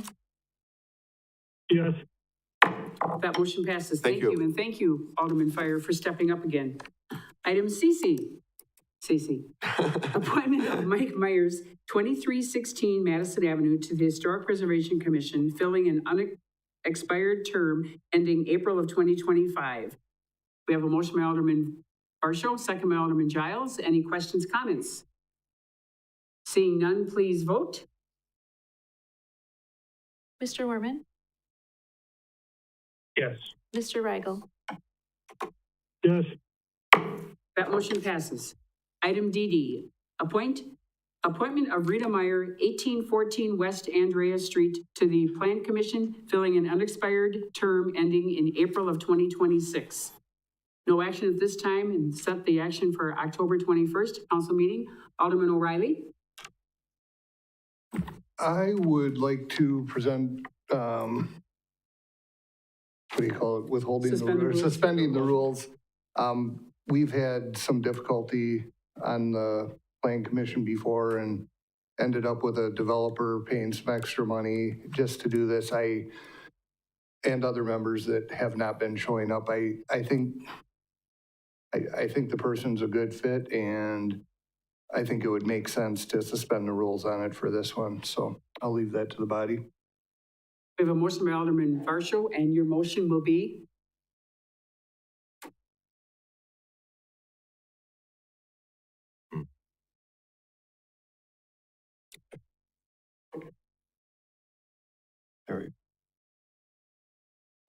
Okay, I apologize, yeah, okay. Alderman O'Reilly makes a motion to suspend the rules, second by Alderman Varsho. Any other comments, questions? Alderman Weigel? I'll do the usual here. When's the next plan meeting? The next Plan Commission meeting is before the next council meeting, and we have something on the agenda that we need to make sure that it goes on the Plan Commission. And again, if we don't have enough members, we will have to suspend that to the next meeting, which will not be until November. So that is the reason why I approached Alderman O'Reilly, who is on the Plan Commission, to suspend the rules for that special reason, only because 2 months ago, one of the gentlemen who came forth ended up paying one more month, rather than getting his proposal taken care of at that Plan Commission meeting, because we didn't have enough members. The meeting is actually a week from tonight, Tuesday, October 15th. So it's next. And so then Tuesday. I might have missed this, Mayor, so I apologize if I'm repeating something you just answered, but what's the urgency on it then again? Okay, That we need to have make decisions? a public hearing next week. And if this does not pass, we have to go one more month for that public hearing, and that individual may not get their business done if we do not have a quorum in next week's meeting. So that is the reason why I approached Alderman O'Reilly to suspend the rules for this reason, because we don't want to do this to the public again. I think that would really make us look bad with the Planning Commission, because this is definitely a step up commission that needs this every meeting. So to clarify, then we do not have a quorum as it stands right now? At this, we have no idea, because we don't have the quorum come up until Friday or Monday for the meeting on Tuesday, but we want to be proactive. So if all the people on the commission right now show up, is there a quorum or no? Yeah, we have no reason to believe at this moment that we won't have a quorum. We just are concerned because we had a situation earlier this summer that the mayor described where we didn't have a quorum, and that made someone wait a month and, for being considered for their permit, which is kind of awkward. But I don't have any reason to believe that there won't be a quorum. We just don't know that. Right, but I guess, once again, this is my question. It's the same one I brought up last time with Mr. Myers, who we just appointed. If for whatever reason there isn't a quorum on the scheduled date, what's preventing us from calling a special meeting to address this issue to take care of the citizen? Calling a special meeting of whom? So another meeting of the Planning Commission? Right, so right now the meeting's scheduled for a week from now, right? Right. Yes, and then in 2 weeks, the council meeting is, and we have budget meeting on Monday, and yes. Right. So if in a week from now we don't have a quorum, what's preventing us from calling a special meeting the following day or on that Thursday to address this issue that's so urgent for the citizen? I'm not dismissing the urgency of it or for the citizen, but what's preventing us from doing this? It's a matter of the public hearing notice and the publication in the paper as to when people know when it's going to happen, notifying the people to come, who have property within 200 feet We tend to go back and, I believe, redo that with proper notice so that they know when to come to the meeting. Well, on the flip side with the notice, and did we not fail to give the public definitive notice that we're going to suspend the rules on this too? Huh? I mean, because right now the Yeah, agenda said it was just for reading, and now we're just suggesting to suspend the rules. Yeah. By that logic, aren't we also not giving sufficient notice to the public as well on this? Once again, Well, this has nothing to do yeah, with Ms. Myers' qualification. The agenda itself, I believe, and I'm not looking at it for the moment here, but I will in a second here. Actually, yeah, it doesn't actually have that standard language. Usually our standard language says unless the rules are suspended, and it doesn't say that tonight. So I don't know if the city attorney wants to weigh in on that or not. This is really a matter for the body to decide whether you're comfortable with this or not. I agree that you have that on the agenda saying unless there's going to be a suspension of the rules, but from a technical perspective, we have it within the rules to be able to suspend the rules. And so your choice to do that would be a decision by the body. It is true, though, the way you've operated in the past, you would maybe give some pre-warning that that's a possibility to the public. But in my opinion, it doesn't prevent you from doing it. That said, I've always indicated here that you should do this rarely and only in circumstances where you feel that it's necessary. But that's a decision for this body to make. Okay, I think our point's made. Thank you. Alderman Stauber? It sounds like the problem is really lack of attendance. And if the meeting is critical, I would think that a phone call or some kind of coordinated effort with members of the Plan Commission would be in order. Just say, hey, we've got a really important meeting coming up. I need you to be there virtually or in person. And, but I kind of backed Alderman Weigel, and Alderman Fire reminded me of, this used to be Alderman Boudreaux's forte. You follow parliamentary procedure, you have rules in place, and unless there are extenuating circumstances like emergency type situation, then you may suspend the rules. But I would be against suspending the rules. Work on the attendance. So we have a motion on the floor by Alderman O'Reilly, a second by Alderman Varsho to suspend the rules. So now we vote. Yep.